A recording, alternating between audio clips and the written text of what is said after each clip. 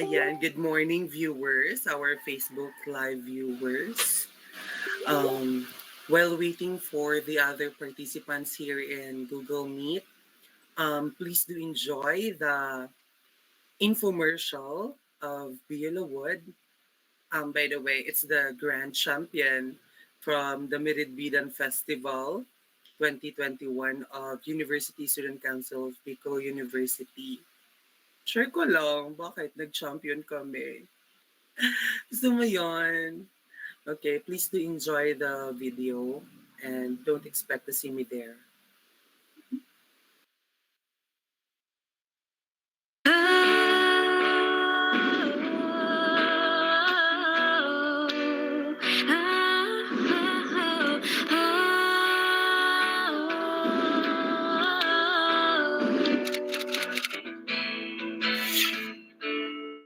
Libo-libong isla ang masbate ay nagtatangi.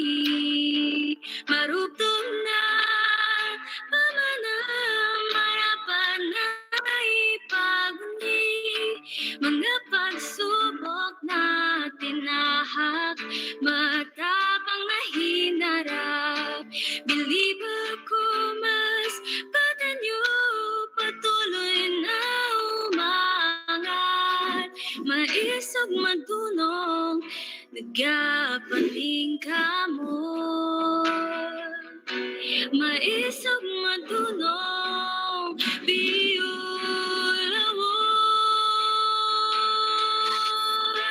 May puso sa serbisyo, pagtulong sa kapwa. Sama-sama sa pag-ahong, pag-ibig at pag-asa. Yan ang biyulawot.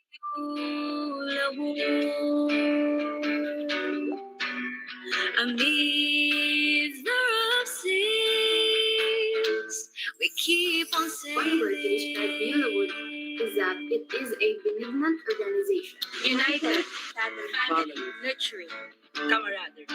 Merong pagkakaisa. French. Power, hope. Maisog madunong, nagapaning ka mo. Maisog madunong, biyulawot. May puso sa serbisyo, pagtulong sa kapwa. Sama-sama sa pag-ahon, pag-ibig at pag-asa.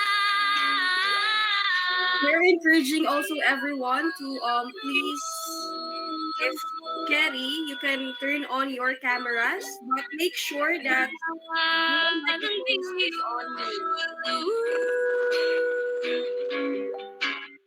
Amidst the rough seas, we keep on sailing.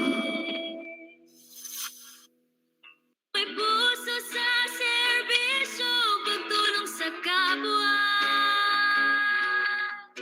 Sama-sama sa On our Facebook Live viewers, please do comment your name, your college, and please use the hashtag MoneyWise, hashtag financial literacy, hashtag Padayon Beulah Wood.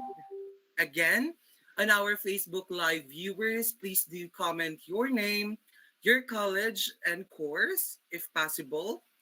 And please use the hashtag MoneyWise, hashtag financial literacy, hashtag Padayon Beulah Wood.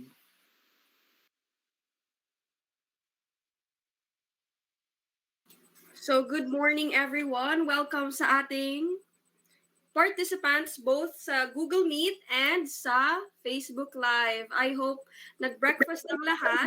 This webinar is also brought to you by Bicol University College of Engineering College Student Council, Bicol University College of Arts and Letters College Student Council, Malaya Pantigraph, and we also give special thanks to Bicol University Institute of Design and Architecture College Student Council. Again, we repeat on our Facebook Live viewers, please do comment your name, your college, and please use the hashtag MoneyWise, hashtag financial literacy, hashtag Padayon Biyulawod. Again, I repeat to our Facebook Live viewers, please do comment your name and college, and please use the hashtag MoneyWise, hashtag financial literacy, and hashtag Violawood. May we also remind our Google Meet participants that you can keep your cameras open but make sure that your microphones is on mute. Maliban lang, kasi on the latter part of our event, we will have an icebreaker and everyone is encouraged to participate. So yun.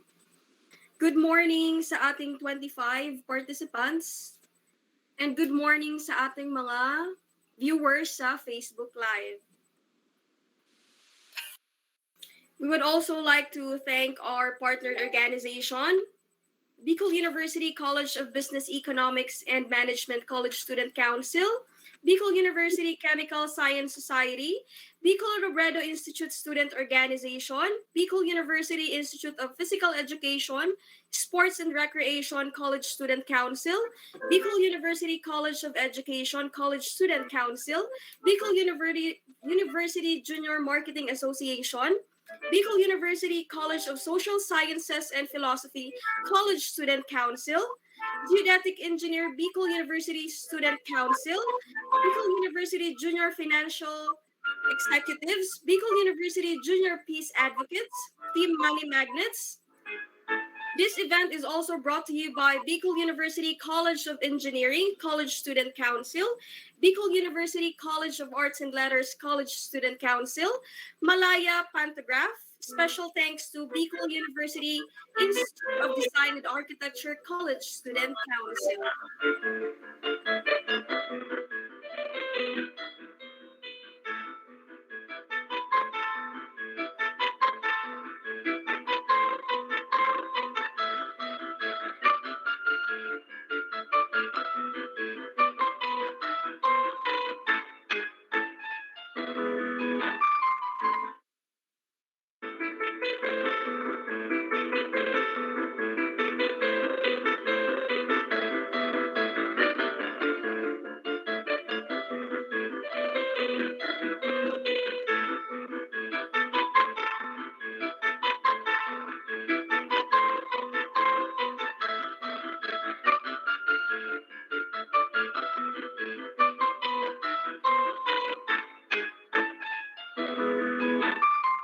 Good morning sa ating mga Facebook viewers. Ayun, nakikita ko ang active nila mag-comment din.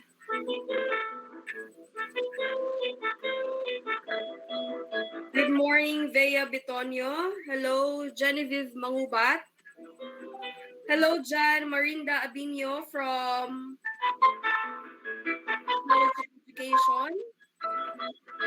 Hello, Arthlyn Kadag from PSBA Marketing Management 4. Good morning. Good morning din po kay Emily Boras of AB Literature 2B.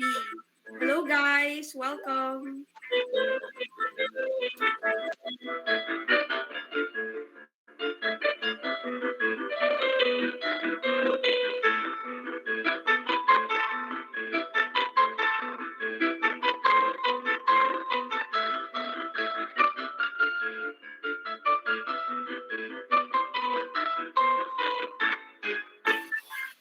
Okay, good morning then kay Grace Joy Guevara, Mary Aliana Floresta from Financial Management 3B, to Georgine Helantina from DSED Mathematics, from Arvin Barbudo from DSED Mathematics. Also to Emeline Boras. Ayan.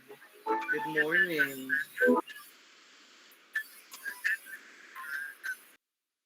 As of the moment, we have 31 participants here in Google Meet and 25 viewers on our Facebook Live.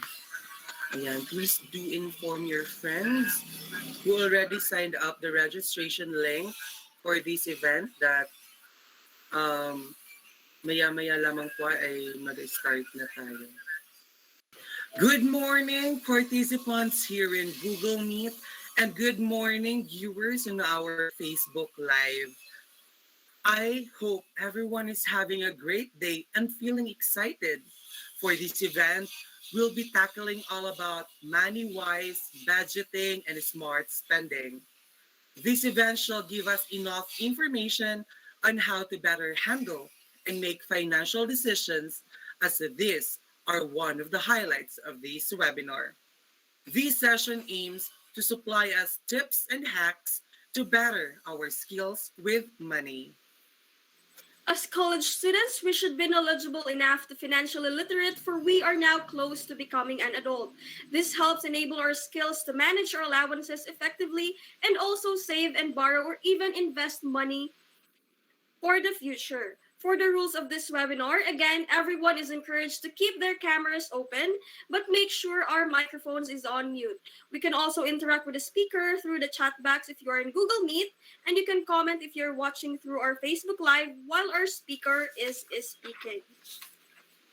So I repeat to our Facebook Live viewers, please do comment your name, your college, and please do use the hashtag MoneyWise, hashtag financial literacy, and hashtag Badayon BU Lawod. But before we proceed to the program proper, partner, allow me to welcome our participants here in Google Meet and also the viewers on our Facebook Live, as they are more than ready to be enlightened in our event today. The MoneyWise, budgeting, and smart spending. This is Count Thomas Labal, your Vice President for Creatives, Culture, and the Arts. And this is Princess Joy Ariscon, your Vice President for Membership, and we are your host for today's webinar. We are back at it again with another fun-filled webinar that will surely enlighten you about topics that we may or we may not be familiar with. But before that, we will first have an icebreaker. Yes naman, Whoever icebreaker wins agad. will have a load card from our facilitators, the Team Money Magnets. Ayan, ilan kaya ibibigay nilang load card? But Abangan. they are the groups of BU Sabem students, and they are with us to help us facilitate in today's event. Team Money Magnets, the floor is yours. So ayan, good morning everyone. We have here Test Your Budgeting Knowledge by Team Money Magnets. So the mechanics of this game is you need to guess the definition. We will flash the meaning of the words, and then ang hulaan nyo is of course yung words. And you can interact and you will be recognized when you chat the word me first, then you can unmute your microphones for you to be recognized. So next slide. This is prepared by a group of BSBA Human Resource Management students. We have AC Prianis, Jessa Hirona, Kyra Flores, yours truly, Jessica Regina Bordeo, Shinette Stelio, Maria Teresa Lachica, Janler Guevara, Aris Manlapas, and Ira May Zaragoza. So I hope everyone is ready. Hello? Again, the mechanics is that in order for you to be recognized, lalo kung alam niyo yung answer, you need to first type the word me in the chat box, and then once you're recognized, you can unmute your microphones. So ready na? Hello sa ating 30 participants, and hello sa ating mga Facebook viewers. I hope everyone is ready. So next slide. John, nagtatanong si Madam Serrano if she can join daw the icebreaker. Yes po, madam. Of course. Everyone is Okay, so for the first it is an estimate of your income and your expenses for a period of time. I'm sure alam to ng ating mga participants. And alam to ni Madam. Okay, hello. Again, you can comment down in the chat box, me, the word me, then you will be able to recognize. Hello? Again, it is an estimate of your income and your expenses for a period of time. Clue ba? Bibigyan ba ng clue? P-Joy, may nagpapatanong din daw kung pwede daw bang sumagot sa Facebook Live. Of course, of course. Yes. Kasi nakabantay naman doon ng admin ng page. Again, Na. it is an estimate of your income and your expenses for a period of time. Meron na nag-me. Si Okay, Julie, hello, Madam Simon. Edna. Yes, you are recognized. You can unmute your microphone.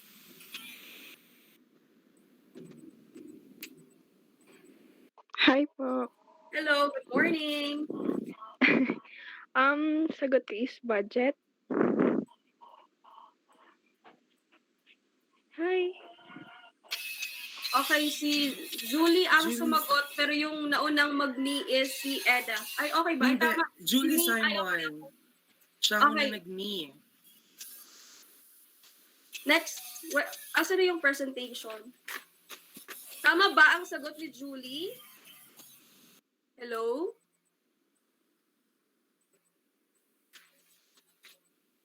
Nawala ang ating presentation, but ang sagot is tama. Thank you, Julie.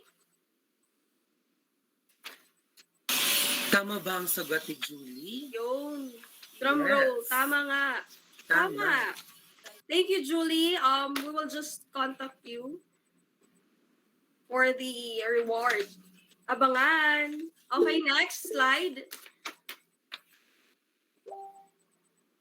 All goals in budgeting should be. We have this, abbreviation when it comes to. By the way, this words is related to personal finance and handling and allocating money. So yun. All goals in budgeting should be. 5 yun, 5. Okay. Ay, hello, madam. Yes naman. Okay, madam. You are recognized po.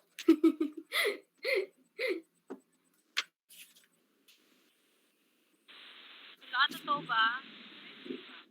Po? Naririnig ba ako? Medyo mahina po yung audio.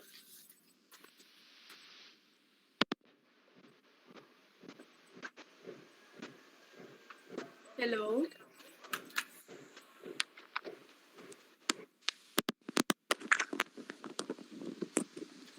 Hello? Eto Yes. ba? Loud and clear. Okay na. Ako talaga sasagot. Magpapatalo ba tayo kay madam? Baka may mga... Papatalo, dali. Pag may nakakuha, sige, Go magbibigay na. din ako ng reward. Oh, May pa-additional si Madam. yes naman. Again, all goals in budgeting should be.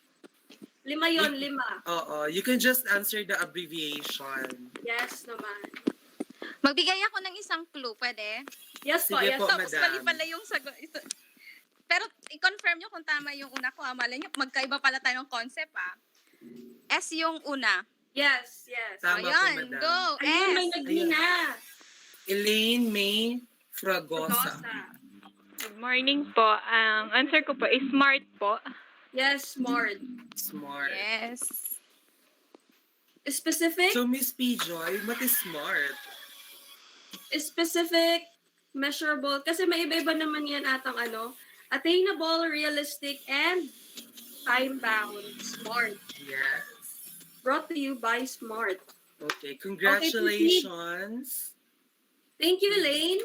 Ay, may Okay. nag-comment daw sa live. Ang active ng ating mga participants sa Facebook. Oo. Yun. Si Georgine Peletina. Hello, thank you, and Okay, thank you very congratulations much. din sa pagsagot. Okay, next slide. Money that comes in or is earned is called? Money that comes in or is earned is called?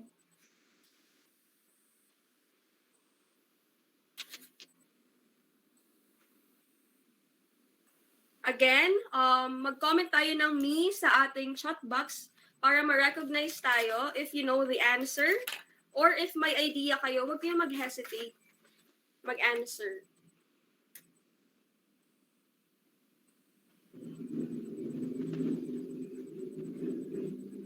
Ha? Mag-me ka muna, Ler.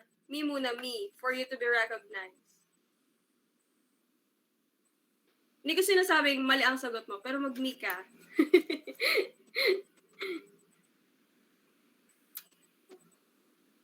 Okay, tama yung sagot ni Ler. Merong nag-comment sa Facebook Live.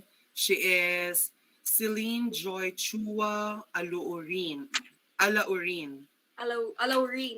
Her answer is income. Yes. Tingnan natin Correct. kung tama yung sagot nilang dalawa. Next slide. Yun. Congratulations. Congratulations. Congratulations. Okay, next.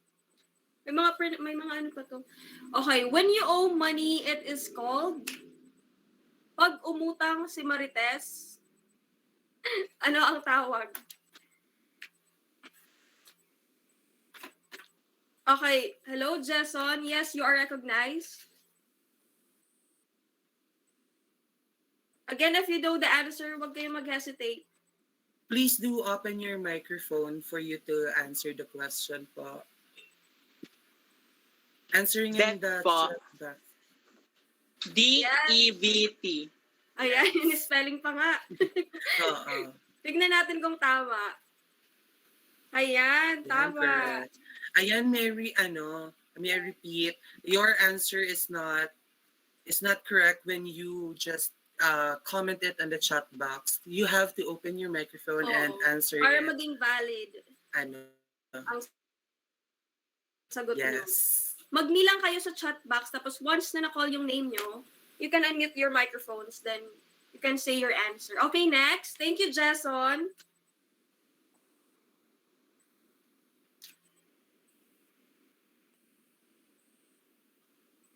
Next Hello. slide, please.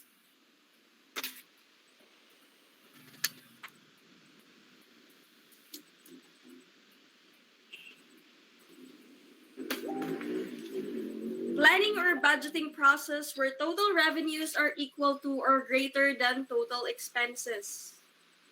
I'm sure may idea yung mga participants natin ngayon. Ano ba ito?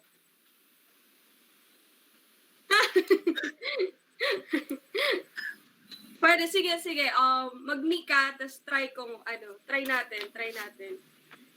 Sige, Julie.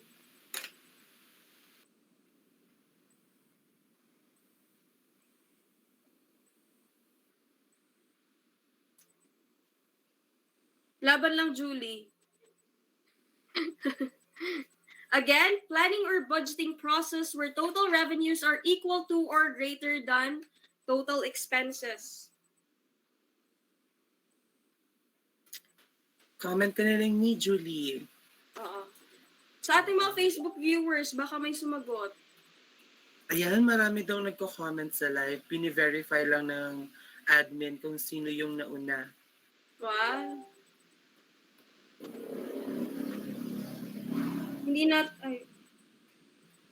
Si,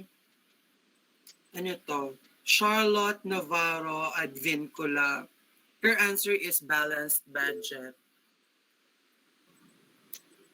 Wala na bang kakalaban dyan kay Charlotte? Si Julie, baka may ibang sagot. Let's see. Oo. Julie, what's your answer?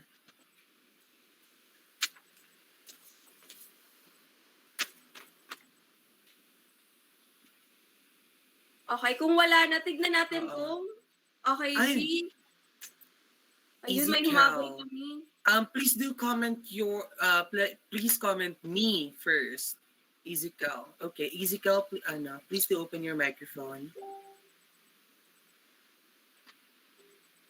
The answer is net income. Okay. Okay, tingnan natin sa next slide kung tama ang sagot ni Charlotte or ni Ezekiel. Tadaan! Ayan! Congratulations, Yes, Charlotte! Charlotte Navarro at Vincala. Ayan, Congratulations. Ezekiel, pwede pang bumawi sa ibang Oo. question. May Oo. next question pa ata if I'm not mistaken. Okay, next slide. Ayun. Ito. Allocate the 50-30-20 rule of thumb for budgeting. 50% for 30% for 20% for 50% for Shopee, 30% for Lazada. Lazada. And 20% for Shein. Ayun. Oo. Allocate the 50-30-20 rule of thumb for budgeting. 50% tulog, 30% kain, 20% ganon. Ganon ba yun? Ayun. Okay, Meron na hello, naging John Ler Yes, Guevara. 20% hindi. Okay, Lar, what's your answer? You can turn on your microphone. Yes po. 50 sa needs, 30 sa wants, 20 sa financial goal. Okay. May kakalaban ba kay Ler? Baka may ibang, na may 50% kaya ang needs nila or 30%. Let's wait sa Facebook Live viewers natin. Tignan natin. Oo. Kung tama.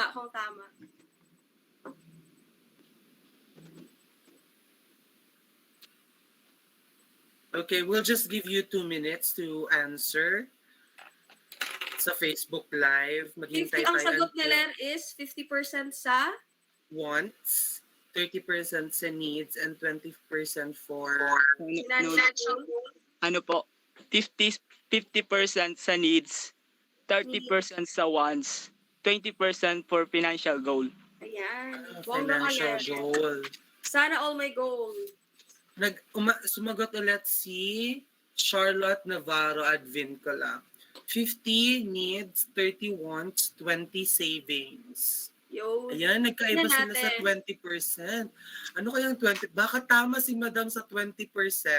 Oo, feeling ko 40% sa akin yan. Ay, ba? Oo. Ay, sorry. So, ayan. Okay, tignan natin kung tama, kung sino sa kanila yung Kung tama. sinong tama sa kanilang dalawa. 50% Yun. needs. Check. 30% 30 wants. wants. And ano yung 20? 20% savings. So, tama si Ayan. Charlotte. Tama din yung kay Ler goals kasi may ina-aim siya na goal. So, counted ba? Counted ba? Yung kay John Ler Guevara? Sabi ni Madam, yan, may Ayun. I will accept. Okay, so valid din yung answer ni Ler. Thank you, Okay, Charlotte and John Ler. Congratulations. Thank you sa mga active participants natin. Let us now feel the presence of the Lord through a prayer. Feel our hearts as we sing the Philippine National Anthem and prepare our solemn voices for the Bicol University hymn and feel the beat of Masbate March.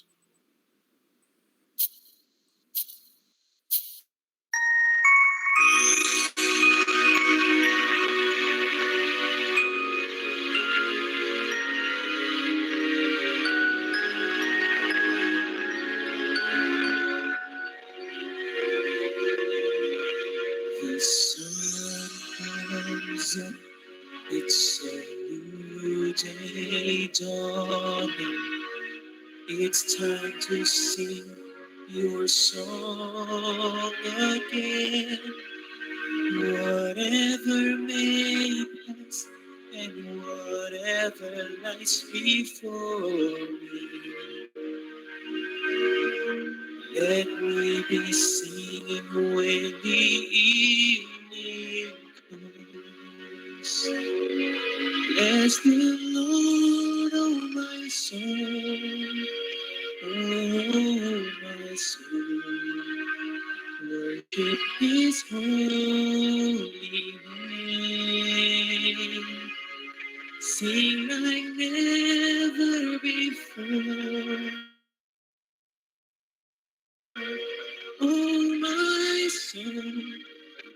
your holy name. You're rich in love and you're slow to anger. Your name is great and your heart is kind. For all your goodness, I will keep on singing. 10,000 reasons for my heart to find. Bless the Lord, oh my soul, oh my soul. Worship His holy name. Sing like never before. Oh my soul, worship your holy name.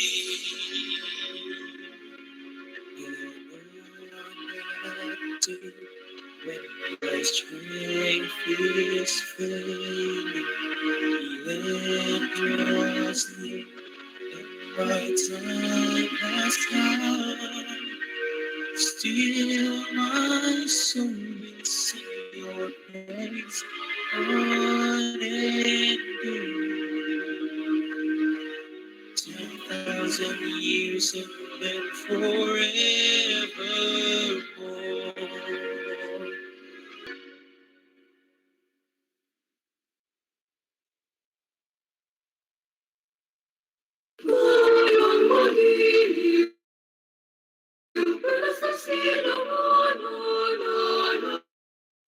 Ang puso sa dibdib mo'y buhay, lupang hinirang, tuyad ka ng pag-ibig sa manlulupi. Di ka pasisili sa dagat at bundok, sa simoy at sa lulit pagkaka. Ang ilagang tulad, awit sa paglayang minamahal. Pag-isap ng mata at mo'y tagumpay na nagdedenge. Ang bituin at araw niya, kailan pa may magdidilim. Lupa ng araw naman, bakit pagsinta ay langit sa piling mo? Ang biligay ay mamapay, ang mabatay ng dahil sa'yo.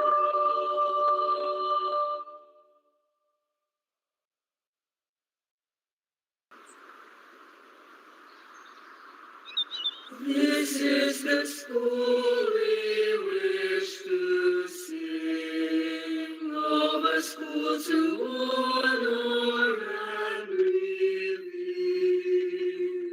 a temple built by men of firmness, a mold for you to walk with pride. For He will always see you united, although we tread on distant lands. We all shall cherish what you've taught us, that you wholeheartedly gave forth. Legal University, learning source of wisdom, fount of courage, hope, and love, seed of truth and light. Legal University, learning torch of wisdom, fount of courage, hope, and love, seed of truth and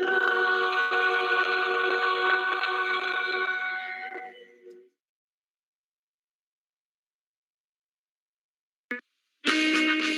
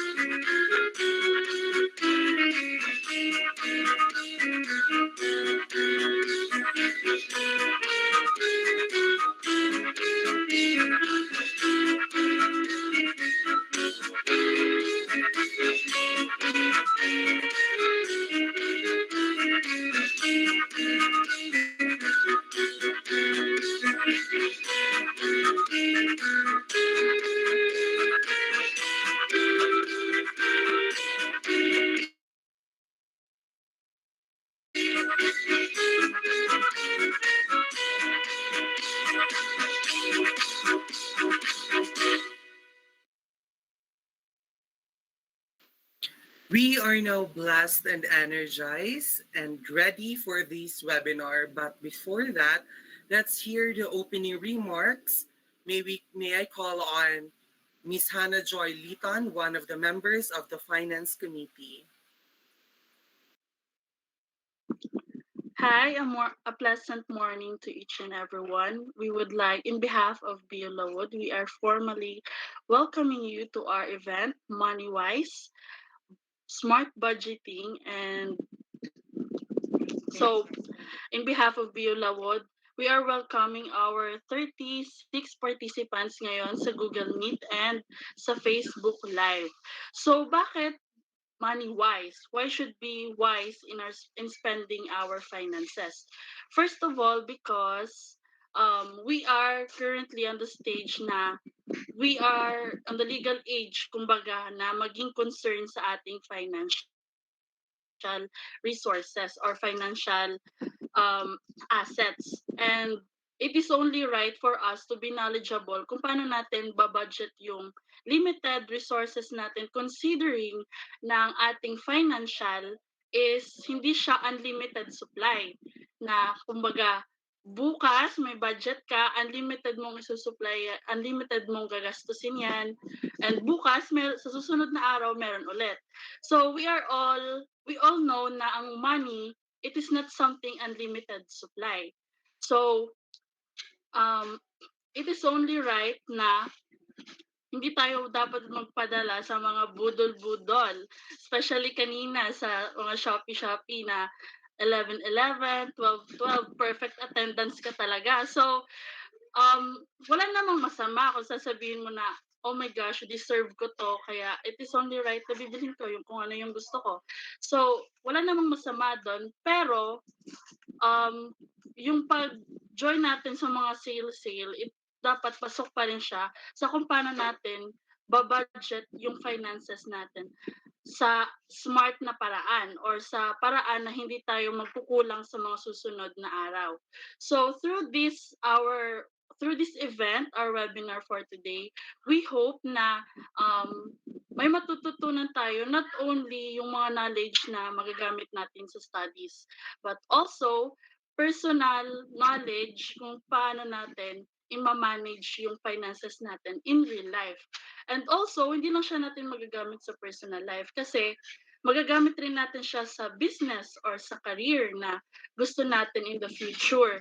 So, sa business, di ba, wala naman tayong unlimited sources. Same with pag magtatrabaho ka sa finance sector ng isang company, hindi rin unlimited yung sources ng company. So, it is only right na magkaroon tayo ng knowledge or maging expert tayo sa pagbabudget ng ating finances. So, once again, we welcome you to our webinar for this day. And thank you so much for taking time na mag-partake sa webinar na to. So, totoo na marami ka dapat ginagawa ngayon or asan ka man ngayon. So, thank you na may time ka na mag-attend ngayon sa ating webinar. That would be all. Thank you. Thank you, Hannah. Yun, deserve ko to, pero it's a no for me. I know you guys are all excited, so without further ado, may we call in our ever-dashing Vice President for Finance of Bicol University, Lawood, Miss Laika Marie Bolon, to introduce our speaker for today. Laika? Yes po. Ladies and gentlemen, welcome to the day.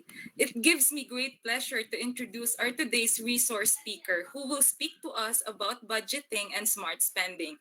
This is a topic in which we should all be genuinely engaged because the greatest way to safeguard our financial futures is to make sound financial decisions.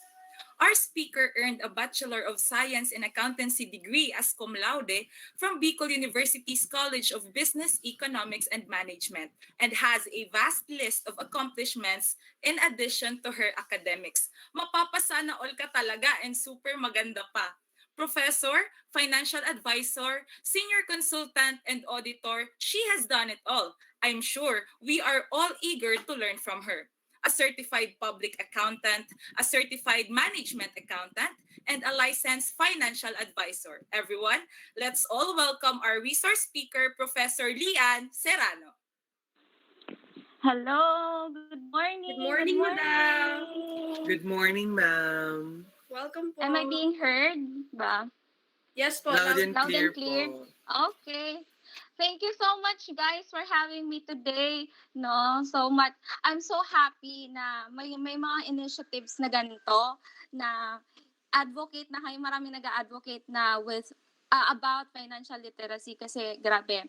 As I share sa talk natin today, malalaman nyo talaga how important it is to know and be an expert. Hindi naman expert lang sa lahat ng aspects of finance, but yung personal finance nyo, yung sariling pag-handle nyo, pag-manage nyo ng money nyo, it's really important. So, again, thank you so much. Thank you sa mga viewers natin, sa mga nag-participate today. So, I hope na may matutunan kayo for today's session. And with that, let me just share my screen.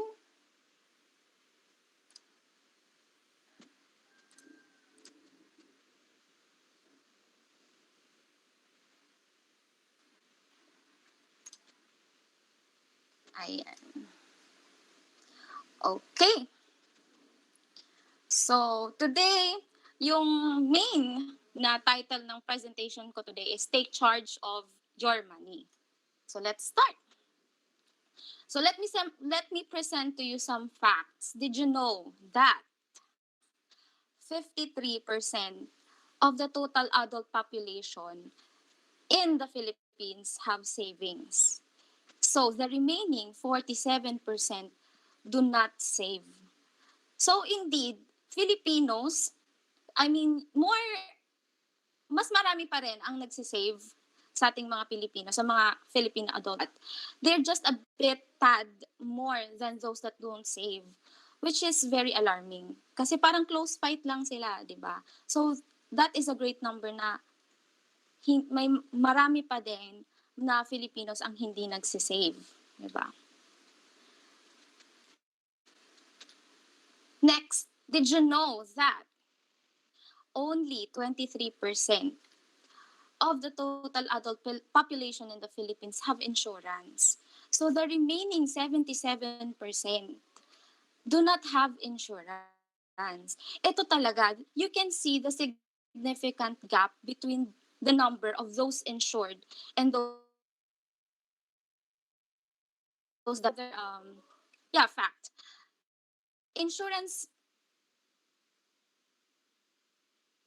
penetrating the lowest in Asia. Bakit siya lowest? Kasi alam nyo ba, nasa Singapore nga, their citizens have more than one insurance policy.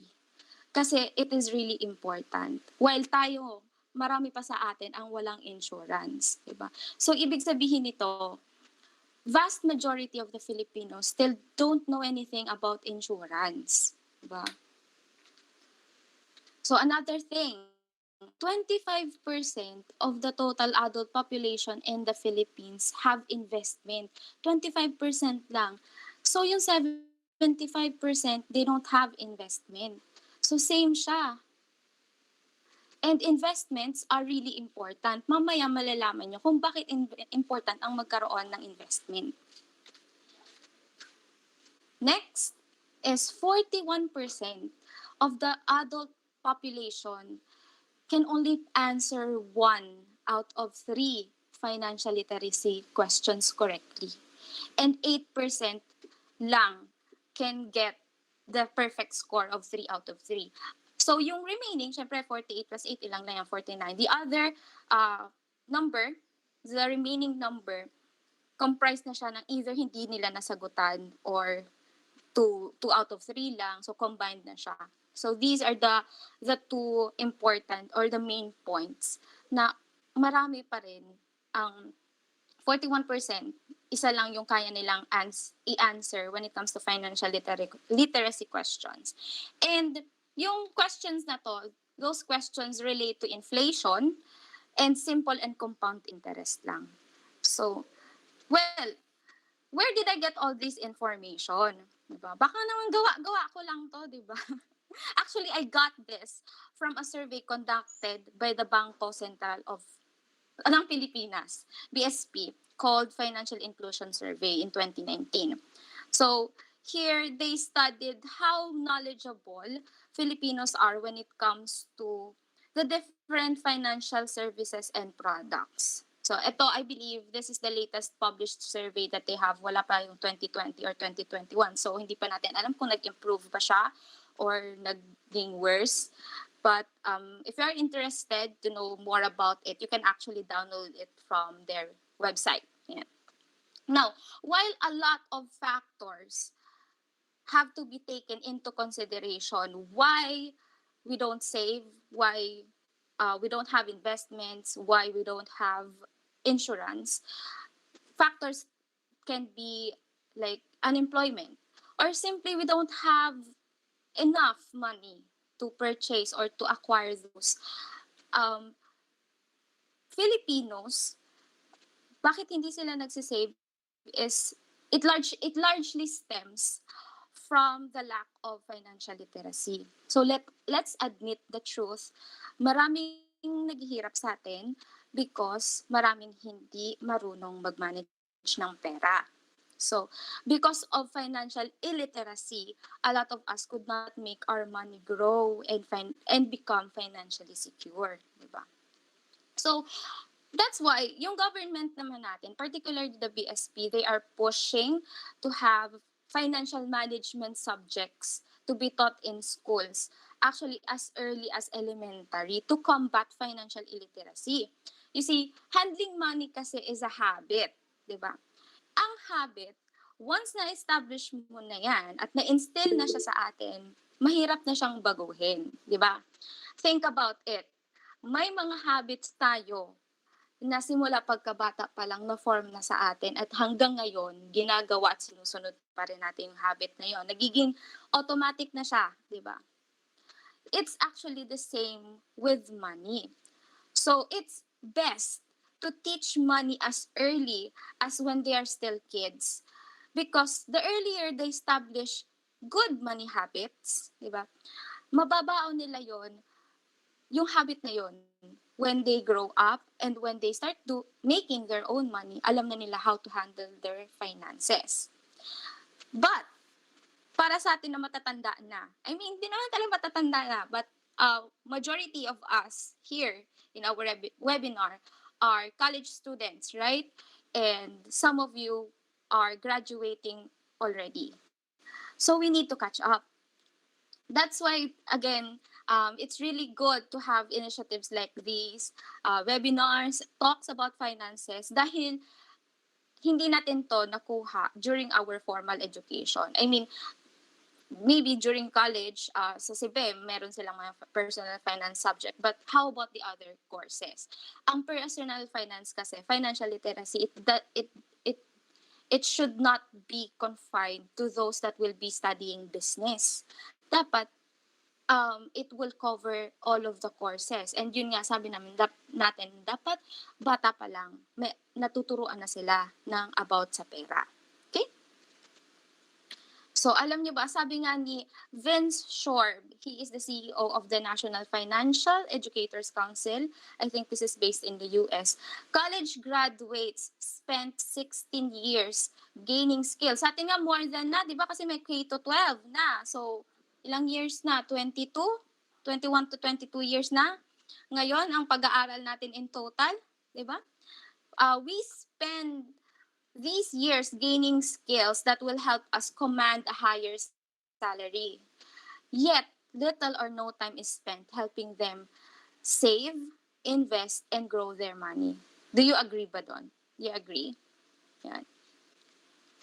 So, yes, we were taught the skills, the knowledge to establish our careers, become successful in our endeavors. But the practical side of it, yung how to manage the fruit of our success, hindi sa atin yun na ituturo. That's why yun yung goal natin today, to help you take charge of your money and take charge of your future. Okay. Now, so what is financial literacy? So, financial literacy is the ability to understand and effectively use various financial skills, including personal financial management, budgeting, and investing. So, a person is financial literate if he or she is aware of the financial resources available and knows how to take advantage of those resources to make his or her money grow. Yan. So financial literacy is the foundation of your relationship with money, and it is a lifelong journey of learning, 'di ba? So hindi lang pala tayo dapat magkaroon ng personal relationships. We should also have a relationship with money, and it should be a good relationship. And how do we establish that relationship with money? 'Di ba? By understanding how it works. Kahit nga naman 'di ba sa mga personal relationships natin, we establish our relationships by getting to know the other person or the people, right? Ganon din sa money. Let's make the effort to get to know money. Kung wala kang jowa, jowain mo na lang yung pera, guys. Yayaman ka na, may forever ka pa. Kasi sabi nga, di ba dito, it is a lifelong journey. So, kung wala kang jowa, ayan, jowain mo yung pera. Okay. So, why is it important? Why is financial literacy important? Okay. So, first is the ability to make better financial decisions. And what are the examples of those financial decisions? Oy, may bagong labas na iPhone. iPhone 13. Gusto mo din. Gusto mo? Gusto mo ba yon? Ako gusto ko yon. Pero, tanong, may pambili ka ba? Saan mo kukunin yung pambili mo? Ano yung dapat mong i-sacrifice para mabili mo yon? Ano, magbebenta ka na? Ano, magbebenta ka ba ng kidney? Di ba? Or, pwede rin na, huy, may extra money ako. Saan ko kaya pwede to ilagay para tumubo? Di ba? When you're financial literate, you will be able to understand more the effects of your financial decisions, not only the effect for the present, but also the effect of the future, right? Second, greater equipped to reach financial goals. Yan. So, your goal, or I think naman lahat naman tayo, huwag na tayo maging plastic. Ang goal natin ay maging mayaman. Tama? Tama yan. So, sino ba namang hindi gustong yumaman? Diba? Pero para sa ating mga ordinaryong mamamayang Pilipino na hindi pinanganak ng mayaman, ayan, it will take a lot of work and it may also take some time. Right? But if we're financially knowledgeable, it will actually save us time and the effort because we'll know how to reach that goal, right? We will know where and how we can make our money work. And at the same time, we'll be able to know what to avoid.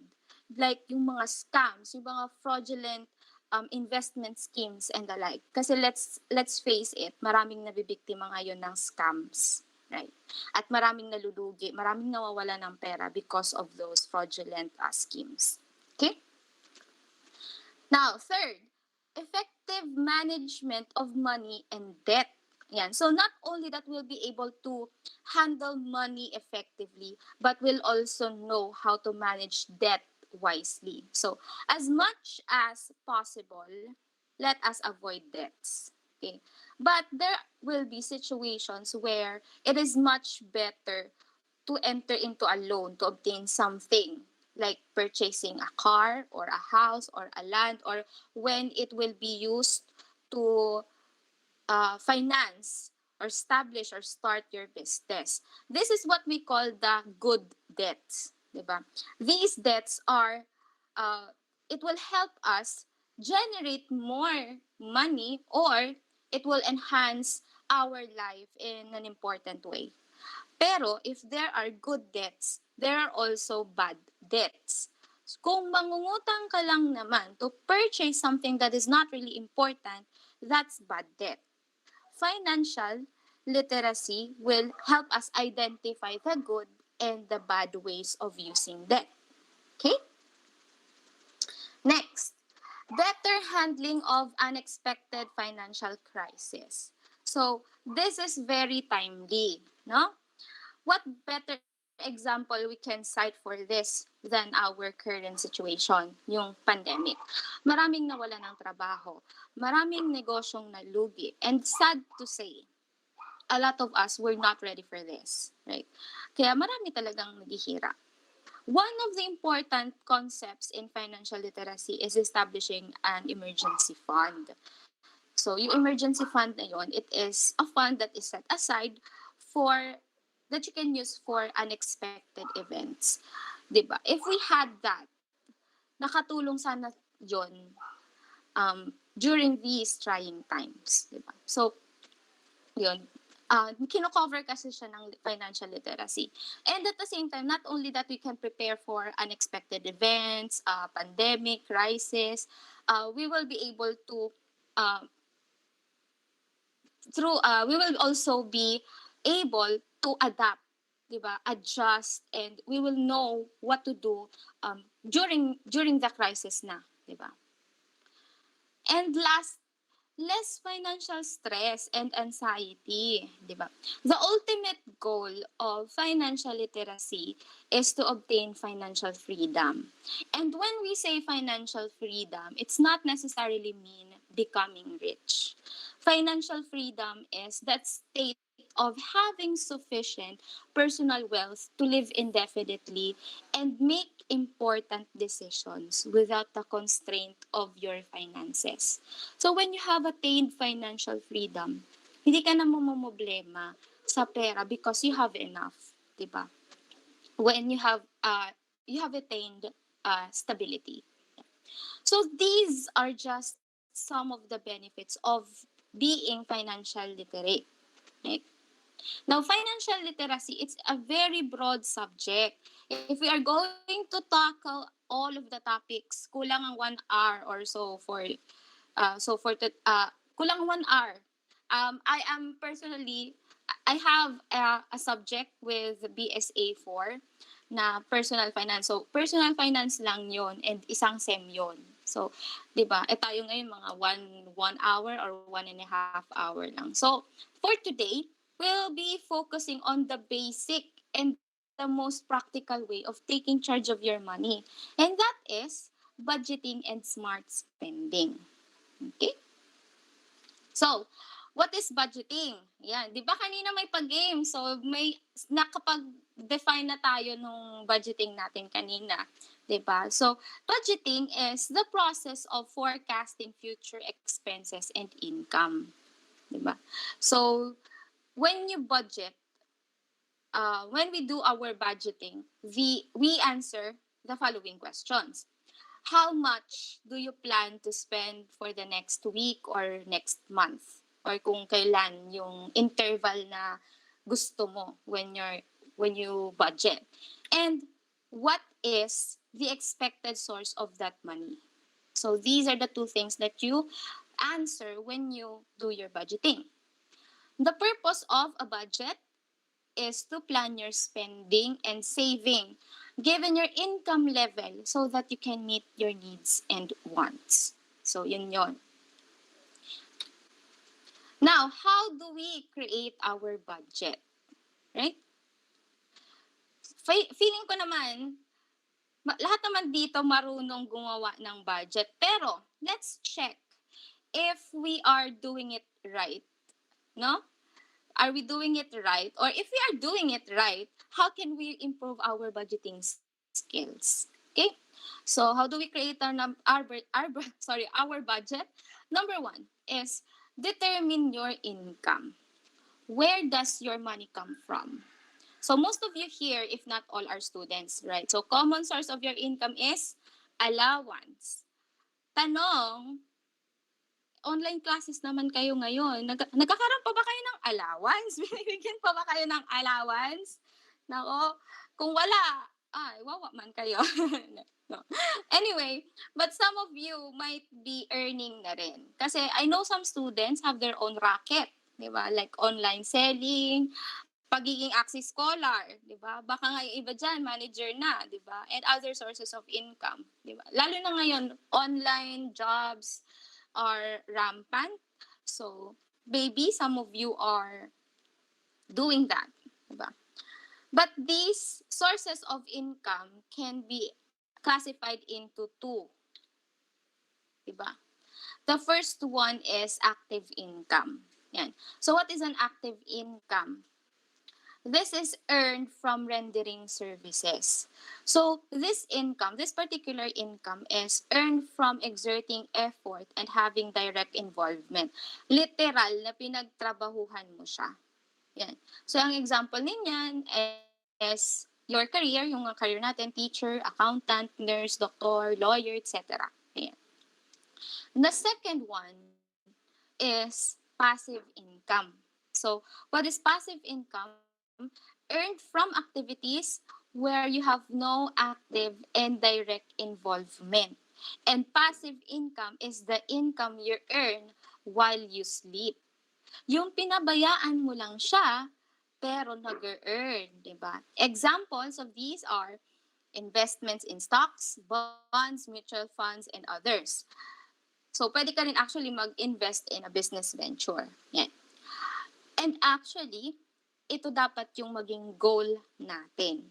Yung maging yung magiging main source of our income will be passive income. Kasi when you have enough passive income, you don't need to work. So kahit hindi ka na nag-work, nag-earn ka pa rin. Yeah. So those are the two types of income, active and passive income. So next step, track your expenses. How do we track our expenses? Ayan. So, number one is list your expenses down. Sa panahon ngayon, there are a lot of ways on how we can track our day-to-day expenses. We can do the old school way. Diba? We can have a notebook, papel, i-list down natin yung mga expenses natin. Or, since techie na karamihan sa atin ngayon, uso-uso na ngayon yung expense tracker apps. Ako, I personally use that. Expense tracker. Very convenient kasi pwede siya sa phone, right? And ang gawa ko is, the moment na may binili ako or nag-spend ako on something, lagay agad siya, agad. Kaya, very convenient yung sa phone. Or, pwede rin yung mag-spreadsheet tayo, like Excel or Google Sheet. I also have that. So, yung sa Excel ko is, hindi siya yung day-to-day ko, but more on the monthly budget ko. Yun yung ginagamit ko for the Excel and Google Sheet. Ayan. So, actually, there are so many ways on how you can identify or track your expenses down. Basta, ilista mo siya. Lista mo siya. Next, when you track your expenses, identify your needs and wants. Real talk. Real talk tayo Not all our expenses are essential. Sometimes, nadala ka lang ng emotions mo, ng craving mo, ng 11-11, 12-12, 10-10, ng Lazada at ng Shopee. Ayan. Sometimes, hindi naman importante yung binibili natin. So, ayan. Di ba, naglista ka na nga. Lista ka na ng expenses mo. Tapos, nakita mo, karamihan pala ng ginastos mo ay for wants lang. Tapos, wala ka pang savings. Hala, magbagong buhay ka na. By identifying our needs and wants, you will be able to prioritize the ones that are important and are essential. Then adjust your allocation for the ones that you still have savings. Ganon. Diba?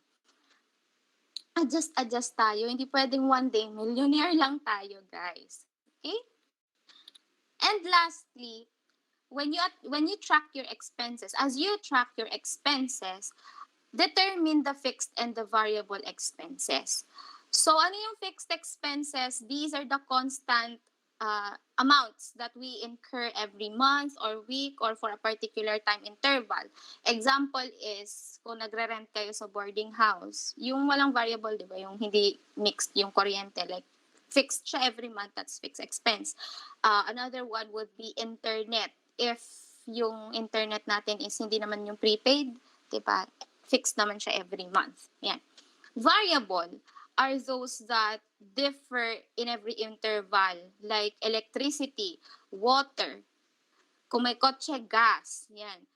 So we should classify these expenses so that we will know which one should we pay close attention to. And these are usually the variable ones. Bakit? Kasi, di ba, let's say kuryente. It will depend on our consumption. So we have to make sure that our consumption would still be within our limit, di ba? So when we budget, kaya medyo mahirap mag-budget ng variable because hindi mo talaga alam kung ano yung exact expense na may incur mo for that particular month. Maghihintay pa tayo ng billing, di ba? So what we can do is we can make an estimation of our current expense based on the past expenses, di ba? And then create an allowance for any difference. So ganun ako personally ginagawa ko 'yon. Binibase ko yung consumption namin for the current month based sa mga billings ko the past months. And then maglalagay lang ako, let's say 500 na allowance for any difference, diba? So that's how you track your expenses. Okay. Next, set your goals. Yan. So we have determined our income. We have identified our expenses. Next is let's set our goals, our financial goals. Diba? Bakit ba tayo magwa-budget? Hindi, diba? Hindi naman dahil sa wala lang. Kaya tayo nagwa-budget kasi we want to attain something. Diba? It's for our goals. Now, our goals can be short-term or long-term. Okay? So, example of short-term goals would be, number one is establishing emergency fund. Yes, that is a short-term goal. Especially when you are already working, it is important that you establish your emergency fund. Yun yung magiging number one priority nyo. When you set aside your savings, yun ang unang gagawin nyo, mag-establish kayo ng emergency fund. Okay? Number two example rather of a short-term goal is the settlement of credit card or short-term debts. So, ayan. Maybe in the future, maybe nga wala pa naman kayong utang, baka sa friends lang, pero make sure ha, nabayaran nyo naman yun, di ba? Pinaghirapan din naman nila yun. So, we have to settle short-term debts. Yan. Getting an insurance. Ayan. May iba akong sources na usually ginagawa nila ang insurance as a midterm goal. Kasi pwede kasi siyang short-term, midterm, and long-term goals. But personally, I would suggest na we make it a point to have an insurance as a short-term goal because it is really important to have insurance. This is actually another subject that it's really meaty na maganda din na if you have, let's say the BULA would have another session about finance, it would be, I would suggest na magkaroon din ng session about the insurance. Para maging aware na rin kayo, ano ba yung benefits ng insurance?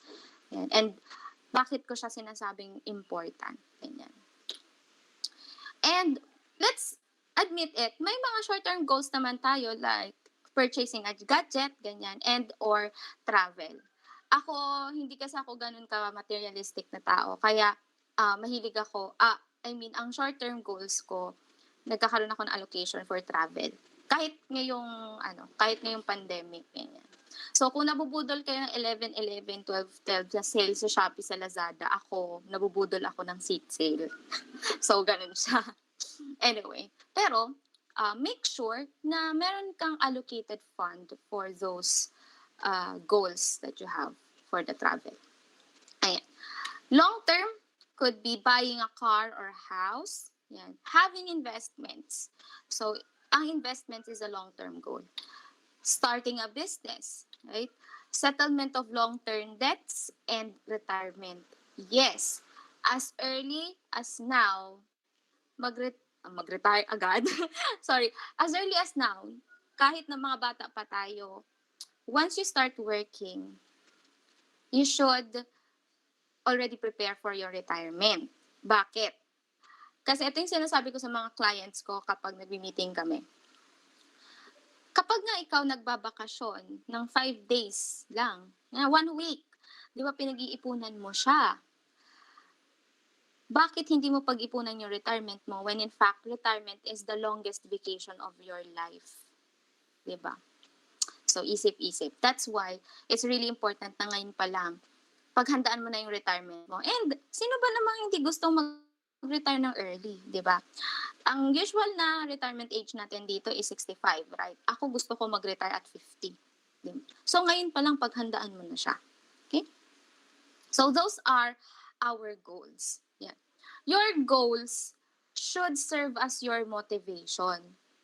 There will be a lot of temptations that will make you stray away from sticking to your budget, di ba? Kahit ako, natatempt din naman ako, and to be perfectly honest, nag-give in rin naman ako every now and then sa mga temptation na to.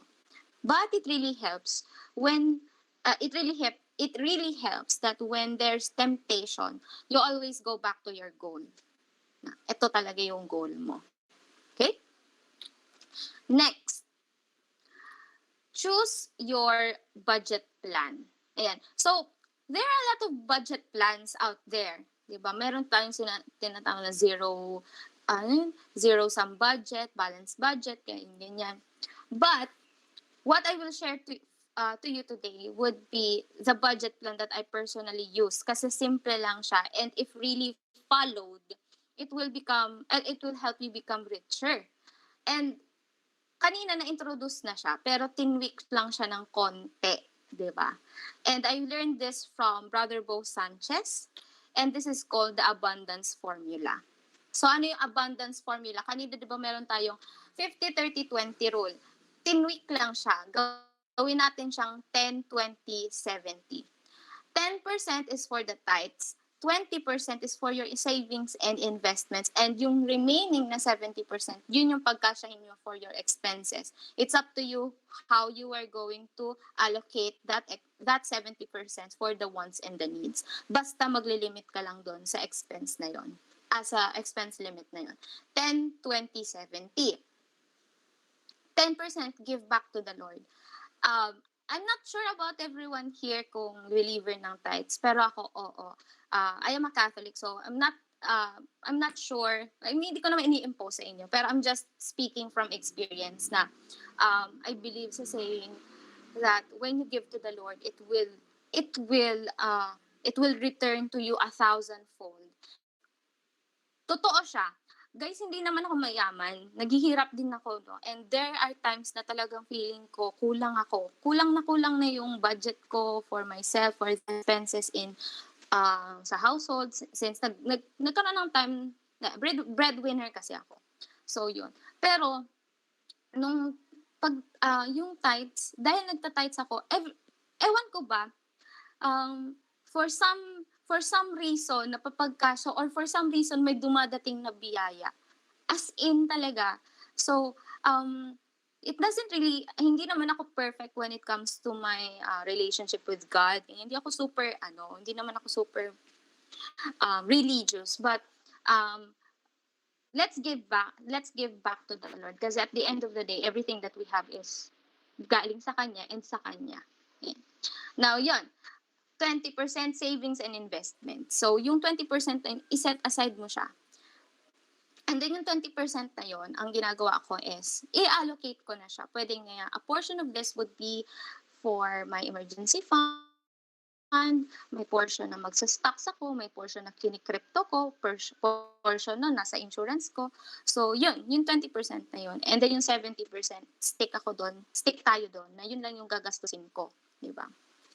Ngayon, 10, 20, 70 siya, ganyan pa rin siya. Yung order niyan, ganyan dapat yan. Hindi yan pwedeng bali-balik ta rin. 10 from your income, first give to God, then second pay yourself, no? Then expenses will be the last. Ang nangyayari kasi, karamihan ng ginagawa ay income minus expenses equals savings. Kung ano yung tira, yun lang yung isi-save. Pero more often than not, wala nang natitira, kaya walang naiipon. That's why it should always be income minus tithes and savings equals expenses. Iset aside mo na agad yung savings. Then yung tira, yun yung pagkasyahin mo for the expenses. Okay? Ayan siya. So that's the abundance formula. Okay. Choosing our budget plan. Next is adjust your habits. Ayan na. In order for you to achieve your goals, sacrifices have to be made. Lalo na kung di ka pa naman mayaman. Yan. We have to change our mindset, our ways. So we have to get rid of our bad habits and establish the good ones. Yan.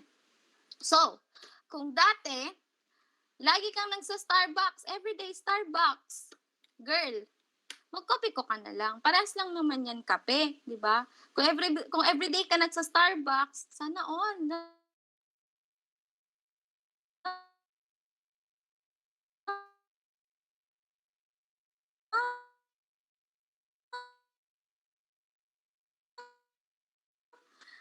Gawin pa rin, di ba? Yan. So, kung dati, everyday McDo, Jollibee, or Sangyup, wow, everyday Sangyup. Putok batok, ganyan. Or every week, nagsasangyup. Yaman talaga, no? So, lagi kayong kumakain sa labas. Laging nagpo-food panda, ganyan. Instead, luto na lang tayo sa bahay. Ako nagkaroon ako ng time. Nung I was still working in a software company, I'm not yet a prof in BU. Work from home kami. And my shift is 3 p.m. to 12 midnight. Very busy. As in, nagkaroon ng time na toxic talaga yung work ko at that time. Alam mo, parang everyday ako talaga nung nag-food panda. So, imagine, parang everyday 500. Kasi hindi lang naman ako yung kumakain. Meron ako dito mga kasama sa bahay. Siyempre, sasabay mo sila. So, di ba, parang everyday 500 nagkaroon ng time na ganun. So, yung 500 na yon, it goes a long way. Nung namalengke kami, namimili kami, and then dito na lang nagluluto. So, ayun, magluto na lang para mas makatipid. Parang gawin na lang na bihira yung pagkain sa labas, di ba? At ito, ayan. So, feeling ko, ito talaga maraming victims nito. Feeling ko maraming nabibiktima. Suking-suki ng sale sa Shopee, sa Lazada, sa Shein,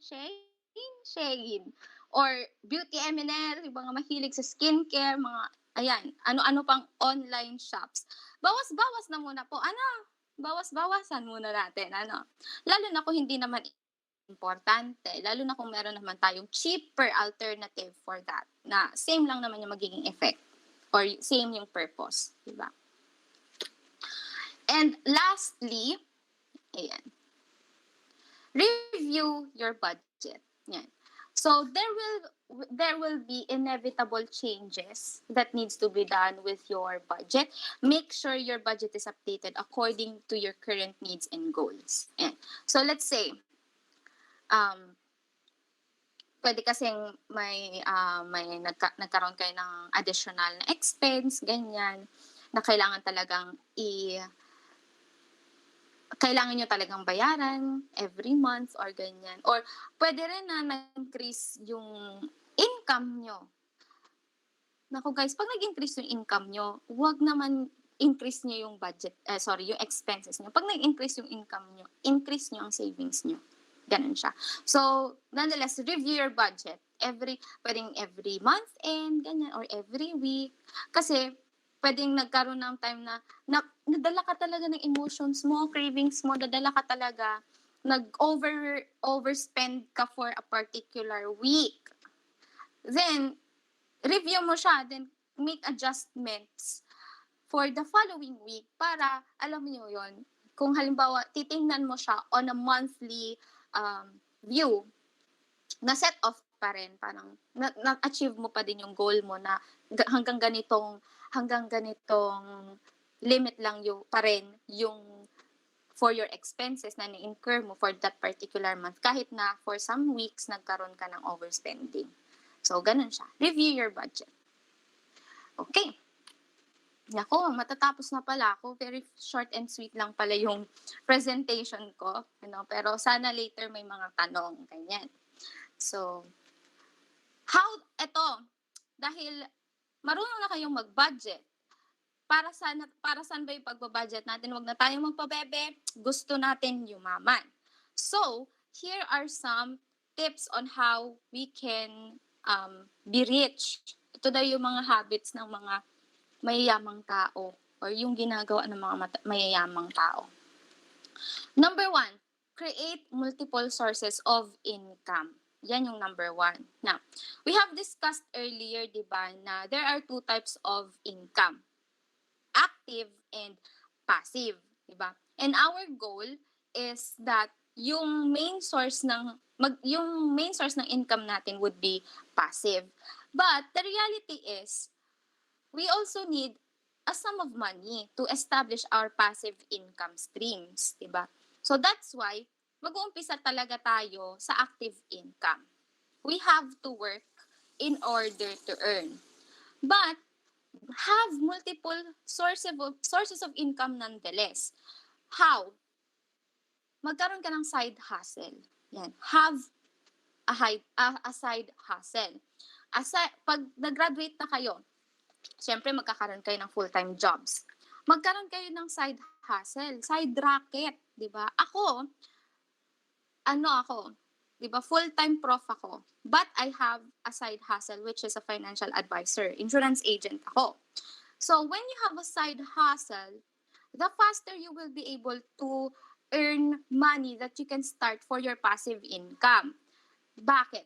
Example, ako, yung full-time job ko, yung sahod ko from my full-time job, yun yung ginagamit ko for my expenses dito sa bahay, household expenses.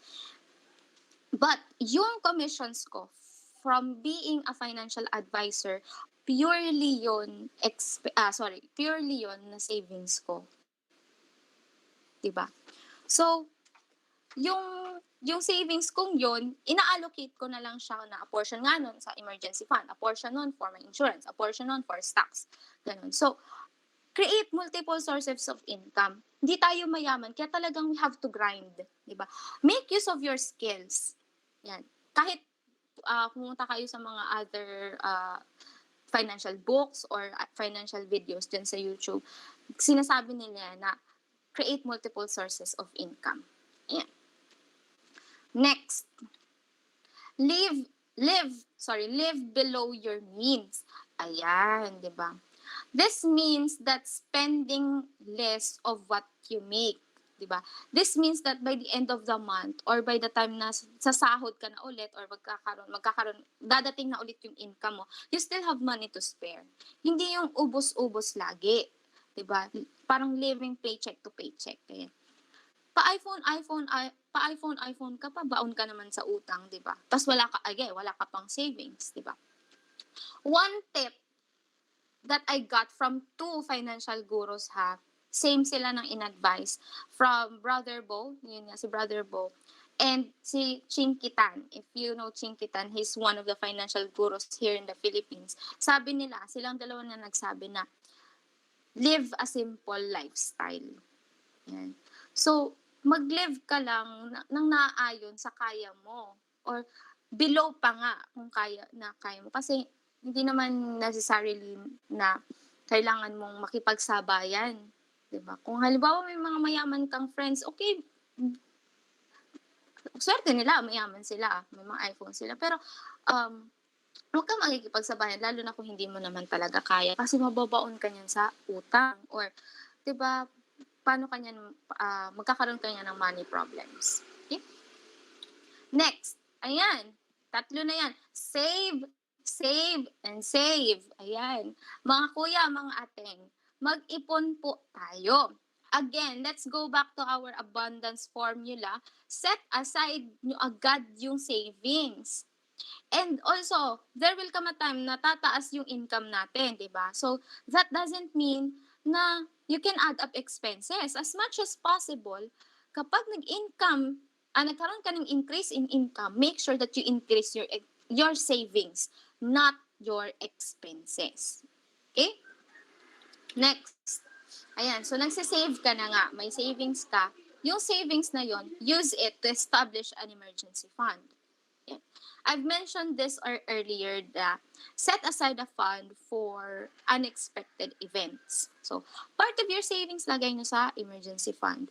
This emergency fund, wag nyo yan gagalawin except for emergencies lang ha. Yung legit na emergency, okay? So, magkano ba yung emergency fund na kailangan natin i-establish? So, yung rule of thumb natin is at least 6 months worth of your household expenses. So, take note ha, household expenses, hindi lang yung personal expenses mo.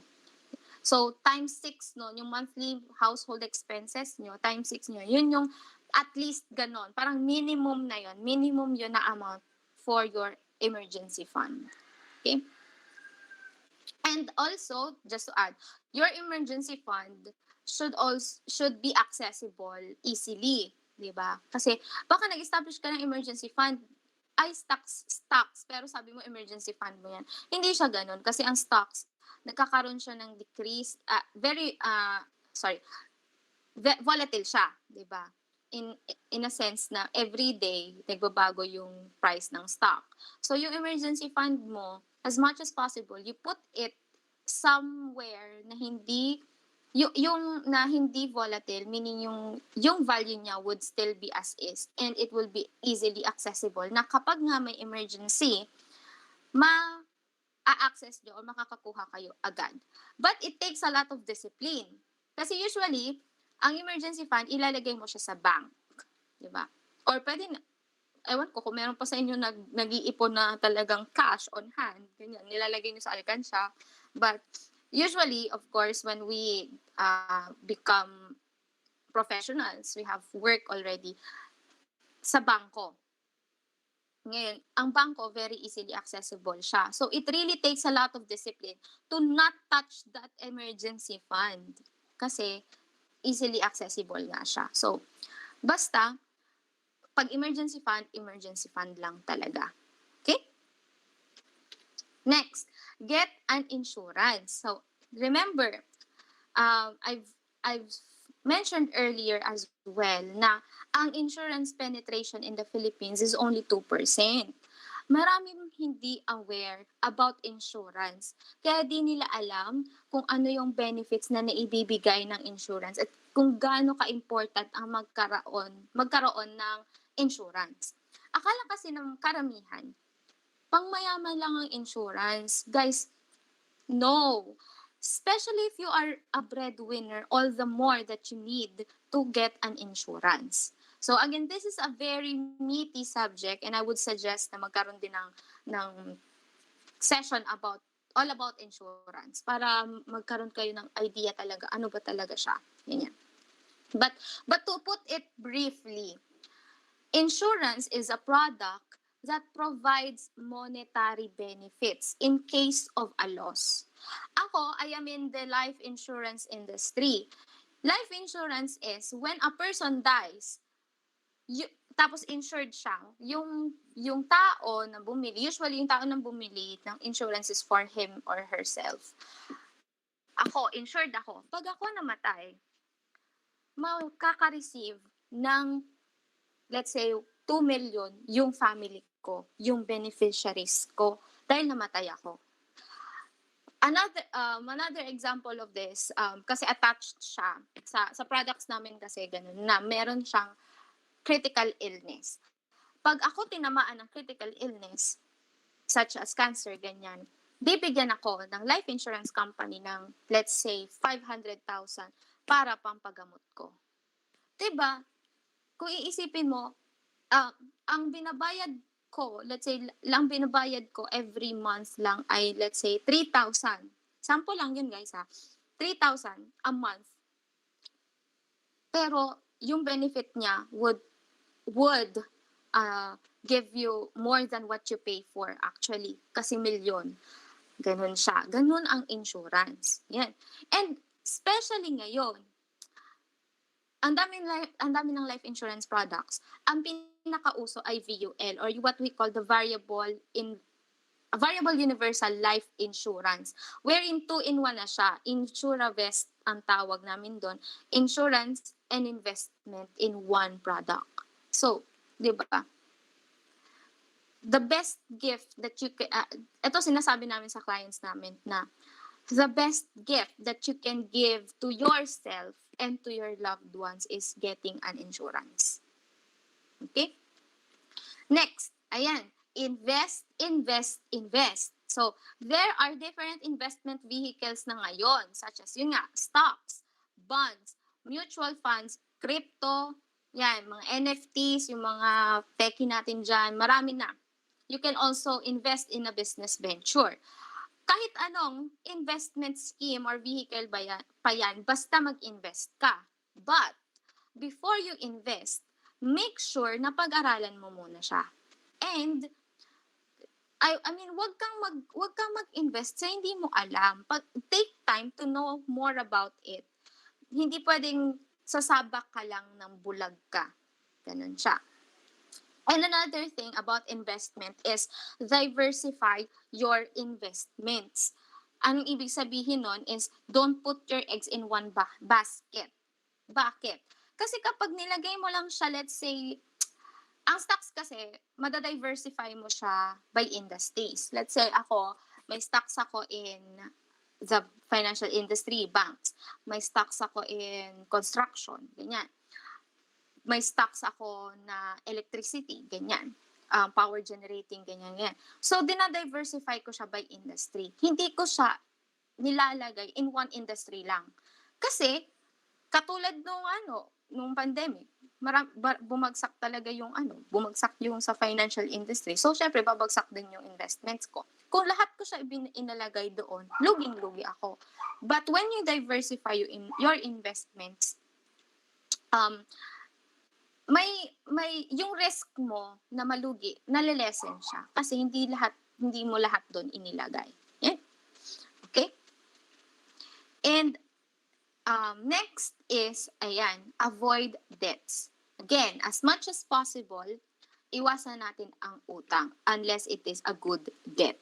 Okay? And lastly, and I think this is the most important one, invest in yourself. So, be open in learning new skills, in new knowledge, especially in finance. Read books, attend seminars, webinars. Lalo na ngayon, talamak ang webinars kasi very easy, convenient, nasa bahay lang tayo, yet maraming natututunan, di ba? Take advantage of the technology that we have today to improve yourselves. Yan. Let's use Facebook, di ba? Facebook, Instagram, TikTok, YouTube, etc. to gain new insights. Hindi puro memes. Di ba? Wag puro scroll sa Facebook, wag puro stalk sa crush, ganyan. Wag puro ganon. I-improve mo yung sarili mo para ma-attract mo na yung crush mo, ganyan. So, work on yourself, guys. If you would actually, if you would like to learn more about financial concepts and tips on handling money, starting your investments, I would recommend watching YouTube videos of Chinkitan, si Sir Chinkitan, tsaka si Brother Bo Sanchez. Ayan. It not only that they will teach you about finance, but they will also teach you how to grow as an individual, your spiritual, ganyan. So, ang mga go-to persons ko yan. Sila din naman ang mga inspiration ko. So, yung mga books, ayan, kahit yung mga books nila, it's very practical. Very easy to understand na ako dun din lang naman ako. Kahit na CPA ako, alam nyo ba, nai-intimidate pa rin naman ako when ang usapan na investment, stocks, bonds, ganyan, insurance, na-intimidate din ako dyan. But I started my learning through them, reading books, watching videos. Ayan. So, invest in yourself, guys. Yan. So, ayan, I'd like to end my discussion with some quotes from Warren Buffett that actually highlight the important points of this session. Si Warren Buffett, he is a very successful businessman, economist, ganyan. So, sabi niya, on earning, never depend on single income. Make investment to create a second source. Yan. On spending, ayan, if you buy things you do not need, soon you will have to sell things that you need. Yan. On savings, do not save what is left after spending, but spend what is left after saving. Okay? On taking risk, never test the depth of river with both the feet. Diba? Pag nagte-take ka ng risk, dapat isang parang it relates also dun sa investment na do not put all your eggs in one basket. I-diversify mo siya. Yan. And on expectations, honesty is a very expensive gift. Do not expect it from cheap people. Yan. Okay, so with that, I hope I was able to impart valuable knowledge to you all. I hope you will be able to apply what you have learned today in your daily lives. Sabi nga, knowledge is of no value unless you put it into practice. So, thank you and have an abundant life. And also, I would like to, naka-flash screen, my Gmail, that's pluklianserrano@gmail.com and facebook.com/ianmserrano. If you have questions, if you would want to have a session with me, a financial session, ganyan, consultation, I am very much willing to do so and it's free, guys. It's free. Ganyan. So, ayan. Thank you so much, everyone. Ayan, thank you. Thank you very much, Professor Serrano. I hope everyone learned a lot because surely I and you learn a lot, P-Joy. Yes, of course. Mag-Shopee 12-12 pa ba? For me, it's a no. Magsa-Shopee pa ba kayo? For me, it's a talaga no. ba? May time pa Yes. mag-isip. Opo. Because, Well, it's Christmas season naman, so pwede naman today. Especially if you're going to buy gifts to your relatives, to your friends. Yun, i-take advantage nyo nga yung sale. Kasi makakatipid nga naman kayo. Ganyan. Pero if it's not really, di ba, gano'n na parang hindi naman siya, parang every month na lang nagsha-Shopee kayo, naku po. Ubus-ubus talaga ang pera nyo niyan. Ayan. yes. So if we have questions, I think, do we have a Q&A session? Yes po. If you have questions here in Google Meet, please comment again me for you to be recognized. And on our Facebook Live, you can just comment your questions on the comment section. The admin of the page is on it and she will just send the question here. Yan, feel free to ask question. Yan. Tanong kayo guys. Kung may mga tanong kayo. Alam mo, yung iba dyan curious sa investment. Oo. Ayan, kung may mga Congrats. curious sa investment. Tanong kayo. Okay, so while waiting for the question, may I again thank our media partners for this webinar. The Bicol University College of Business Economics and Management College Student Council, the Bicol University Chemical Science Society, the Bicol University JMRIGD Rubreda Institute Students Organization, the Bicol University Institute of Physical Education, Sports and Recreation College Student Council, the Bicol University College of Education College Student Council, the Bicol University Junior Marketing Association, the Bicol University College of Social Sciences and Philosophy College Student Council, the Geodetic Engineers of the Philippines Incorporated Bicol University Student Chapter, Bicol University Junior Financial Executives, the Bicol University Junior Peace Advocates, the Team Money Magnets. And this webinar was also brought to you by the Bicol University College of Engineering College Student Council, the Bicol University College of Arts and Letters College Student Council, the Malaya Pantograph, and also a special thanks to Bicol University Institute of Design and Architecture College Student Council. So, ayan. You know, ma'am, I learned a lot kasi po, my profession will be a future teacher. We all know that being a teacher, kapag nakakuha na, yun yung yung mga ng ilan na, if you're a teacher, makakuha ka ng slot sa DepEd, mag-alone agad. Kakaloka. Yes, actually, Oo. I heard about that na Yes. na I'm not sure why. Pero kung halimbawa kung pamilyado na kasi, well, we can't blame them. Baka talagang may pangangailangan. Yes, But yun talaga, as much as possible, we ang nangyari kasi sa loan, hindi mo pa nga na pag may loan ka kasi, nangyayari, pag na-receive yung salary mo, magiging, yun na yung pambayad mo. Kasi parang in a way, nag-advance ka. So, paano ka pa nun makakapag-save? Ganyan. So, as a student naman, allowance, ayan. May allowance pa ba kayo? Wala Ngayon po. wala. Wala po. Pero face-to-face. Weekly Diba? pinapadala yung allowance. Lalo, Ay. karamihan ng mga taga-Masbate is nag-board. Ayan. Actually, when I was in college, hindi kasi ako nagbo-board kasi meron kaming bahay. So, nilalakad ko lang hanggang si Bem. I experienced boarding when I was doing review sa CPA boards. So, yun, mahirap siya. Especially when you're in a very stressful environment. Kasi nga review na yun. Parang nandun ka talaga sa sinasabi mo, deserve ko to. Kaya sige, magsusplurge ako. Nagkaroon ako ng time na gano'n. And mahirap siya na mag-budget ng gano'n. So, siguro self-control lang talaga din. Na there will, yes, discipline. There are other ways that you can reward yourself.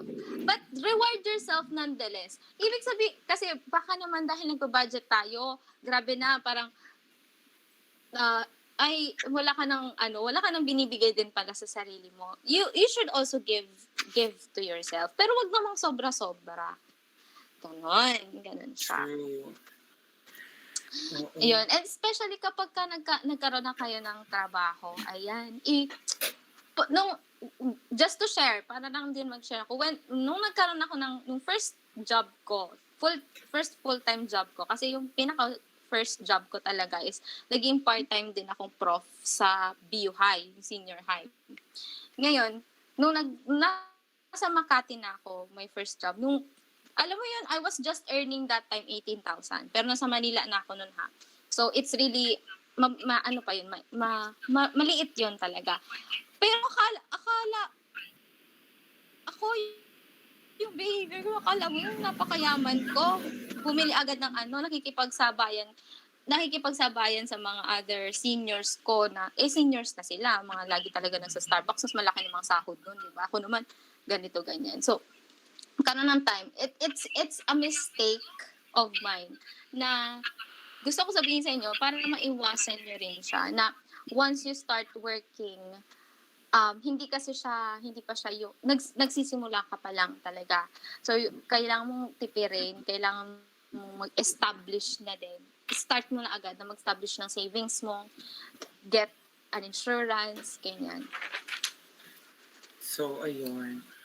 True ka dyan, madam. Alam mo ba, madam, na-strike ako dun sa sa sinabi mo po kanina na even though there's a temptation, always go back to your plan. Yes, Yan. oo.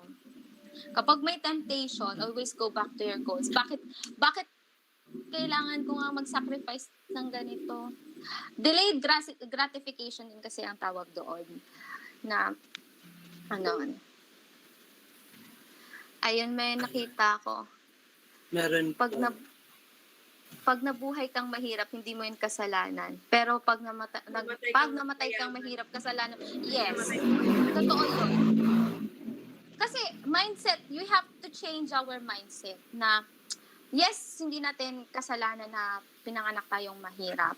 Pero kasi if you change your mindset na hindi kasi imposible na from nothing you will become rich. Marami ng success stories na ganon. Ganyan. So, dapat you have to work really hard. It really takes hard work before you get to your destination, which is becoming rich. Whatever shape, form, and form pa yan. Ganyan.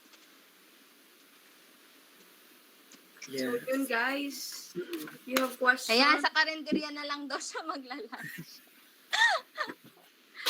Magbaon, ganyan.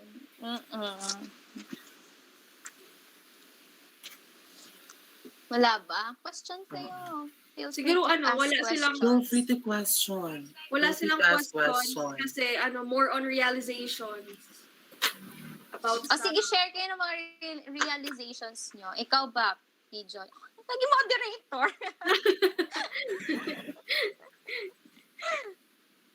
Ayan. Ako nung nag-board ako is ngaya Saturday ibibigay yung allowance, tapos siguro may times talaga na nakakatipid ka, pero may times naman na sa sobrang hectic ng schedule sa ACADS tapos sa org, mapapasabi ka talaga lagi na I deserve ko kumain sa labas, I deserve ko to kasi lalo knowing na ang situation pa is malayo sa family, so wala talaga comfort, so yun, deserve ko mag-McDo, deserve ko ganito. Yes. Ako same with me. Kasi ako, pinapadala ako ng allowance Monday morning. So, sabi ko, kasi ako kaya, ko na kay mama na, stress talaga ako sa course ko. Tapos, parang every Saturday, parang yung sa 1 week na allowance ko, parang tigahati-hati ko na siya each day. Tapos, nagtitira ako every day. Tapos, yung natitira ko doon, parang sabi ko, kailangan pag Saturday or Sunday, I have to reward myself. Yes, you can do that actually. Okay. May nakita akong question. Meron po. From Hannah Joy Liton. How do you cross-examine kung ang company or corporation na pinag-investan ay legit at hindi scam? That's actually a good question. Ayan. So, ako, rule of thumb ko, kapag ako nag-i-invest, especially sa stocks, ganyan, blue chip companies lang tayo. Kapag sinabing blue chip companies, these are the companies that are already established. What are those? Jollibee, Metrobank, BPI, SM, Ayala, ayan. Yung mga big names na talaga, dun, especially when you are starting to invest, dun kayo sa established na talaga. Ganyan. Yun yung mga blue chip companies. Number 2, maging skeptic ka na kapag nag-offer sila ng return na very unrealistic or sobrang taas. 'Di ba? Pag quick money scheme yan, mag-ingat ka na. Huwag ka nang, as much as possible, iwasan mo na siya. Because investments, really, it takes time. Hindi siya hindi siya one time or 1 to 2 years na bongga yung magiging growth ng investment mo. Ang investment kasi, kaya nga siya long term. You will hold your investments in the next 10 to 20 years, ganyan. Pero maganda na iniumpisahan mo na siya ngayon. Kasi, sa stocks, pag ang usual na nangyayari, hulog ka lang, bili ka lang, pabayaan mo siya. Ganun siya. And then, usually retirement mo na, girl, nandyan yan, makikita mo milyon na pala yung nasa investments mo. Now, that's for the stocks. Meron ngayon very rampant and very accessible kasi digital age na nga tayo, that is crypto. Diba? Ako, I also explore crypto. Hindi pa ako expert nun, but I have friends na expert sa crypto. So, I seek their advice always. Kapag parang may gusto akong ganito, nagsisik muna ako ng advice doon sa mga taong alam kong knowledgeable. So, yun nga, parang maging skeptical ka and then seek for advice from those that are very knowledgeable aside from doing your own research. Siyempre, pag-aralan mo din siya. Okay? Ayan. Ayan, meron pa akong nakitang isa. What kind of investment strategy do you recommend for students po? Ayan. So, students, iniisip ko kung nung student ba ako, nagkaroon na ako ng investment. Parang hindi pa.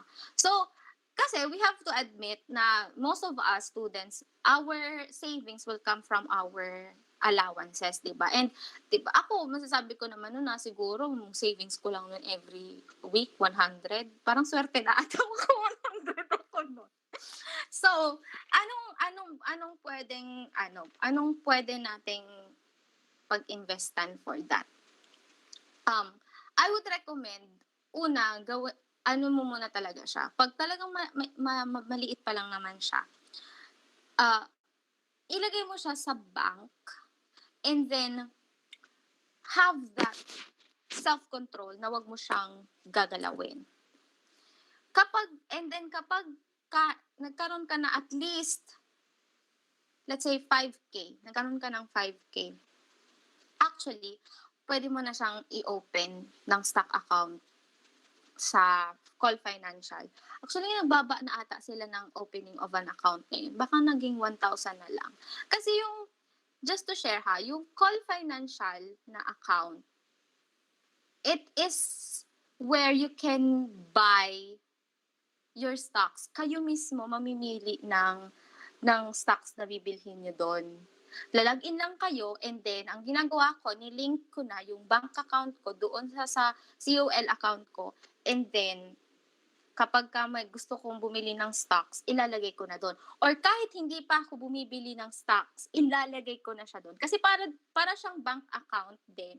Pero para siyang bank account wherein pwede mong ilagay doon yung pera mo to store and then kapag you accumulate enough money, you can buy stocks. Ang stocks kasi, meron siyang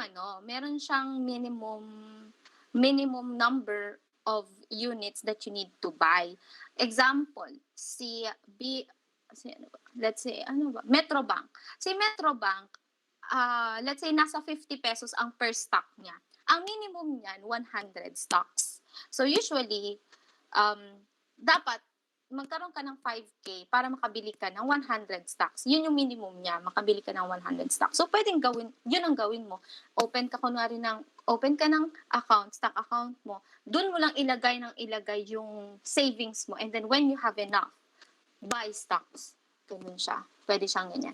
Meron ding another ngayon, mutual funds. Yun, mas mababa siya. Mababa siya na, in a sense na, I think 500 pesos pwede nang pwede ka nang bumili or pwede mo na siyang i-invest, yung mutual funds. Hindi nga lang ako masyadong nag-mutual funds, but you can explore mutual funds. Ganyan din. Meron pa po, madam. Ayan. Yung question po is from our event head. If I'm on a tight budget, should I still allocate the 20% for saving or investment? That's really a good question. Ang itatanong ko muna dyan is, yung tight budget ba talaga na sinasabi natin is talagang napupunta lang sa needs natin siya. Ganyan.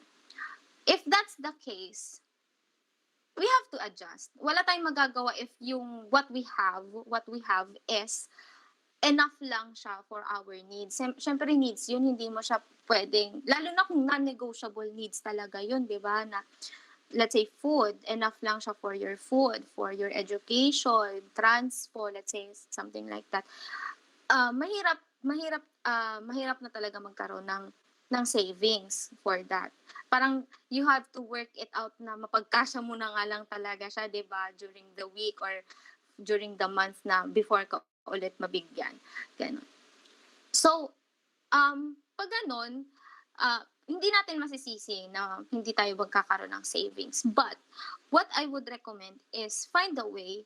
Yun nga, di ba, number one na tip natin is to create multiple source of income. So, if you have extra time, right? If you have extra time and you have the enough skills, feeling mo naman may skills ka, and you have, let's say, lalo na ngayon, ang dami-dami ng online, kahit yung phone lang, na pwede kang mag-sideline to create, to generate income, then go. Alam nyo, it would, lakasan din lang talaga ng loob yan Ganyan. So, make ways to make money as well. But then again, be careful. Siyempre, nandun pa rin yung pagiging skeptic natin na maging careful tayo on choosing that particular money-making activity that we will engage into. Okay? Tapos, alam niyo kasi, ito pa yung natutunan ko na kay Chinkitan ko din kasi siya natutunan na it's not about how much you earn. It's about how much you save from what you earn. So again, hindi naman there, realistically speaking, meron talaga tayong people that cannot save because they just have enough, or sometimes it's not enough nga. Pero yun, the thing, kapag ganun yung nangyari, then make a way to generate income. Kahit sell, ganyan. Mag-access scholar ka, ganun. May cellphone ka lang naman, hindi mag-access scholar ka, ganyan. So, marami na ngayon na ways on how you can generate income. So, you just have to look for the right one for you that will work sa skills mo and sa time mo. Ganyan. Ma'am, may I ask? Ito po pala may question yung sa po. Nasagot na po ba tong 2 to 3 years? Hindi pa.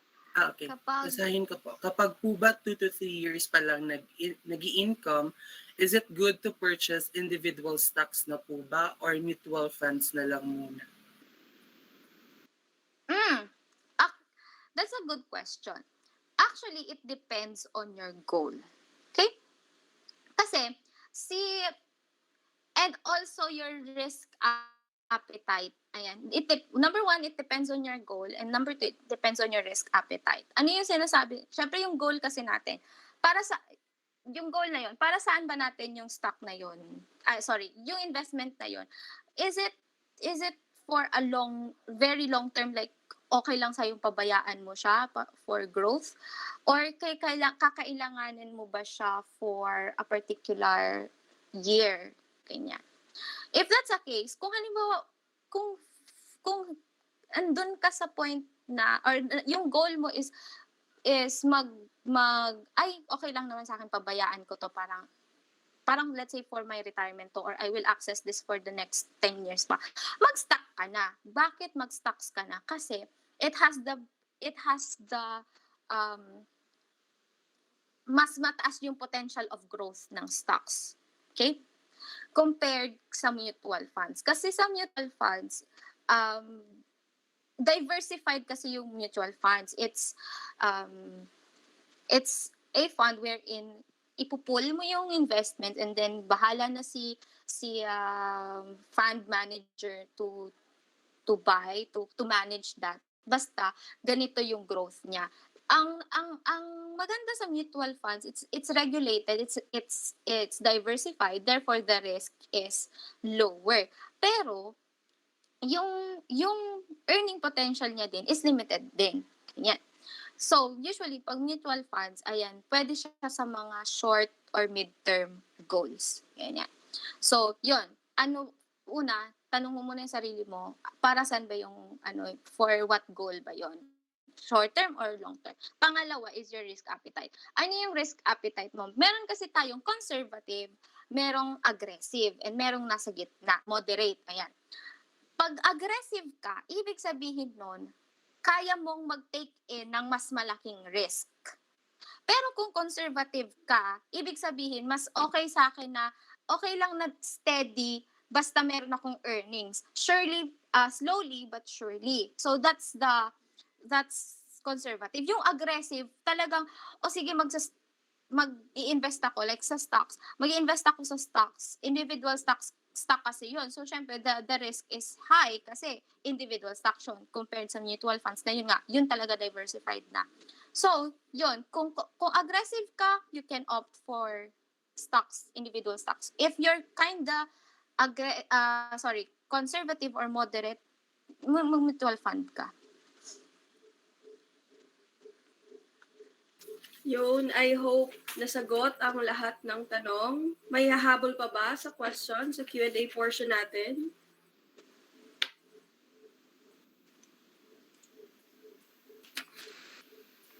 Siguro kung wala na, let's proceed sa photo opportunity. May we request everyone to open their cameras. Para naman, may paano tayo sa ating distinguished guest speaker. Tech team, thank you. Yun. Ready na, tech team? For the picture? Huwag na kayo mahiya. Oo. Naka-Facebook live tayo kanina pa. Oo.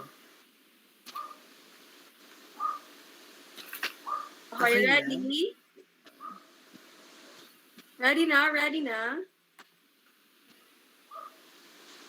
1, 2, 3, smile. Another. 1, 2, 3.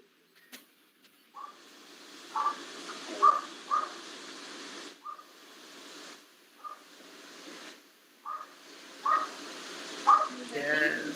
Thank you. Thank you, everyone. So let's proceed to the awarding of certificate to our speaker.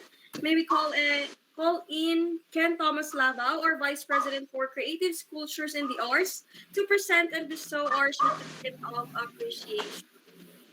Mami? Okay.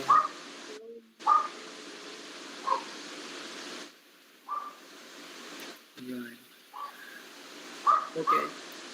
Certificate of Appreciation is hereby awarded to Professor Leanne Serrano, CPA, CMA, for sharing her invaluable knowledge and expertise as a resource speaker of the topic about the importance of financial literacy during the conduct of the webinar entitled MoneyWise Budgeting and Smart Spending, given this 27th day of November 2021 at Bicol University, Legazpi City, Albay.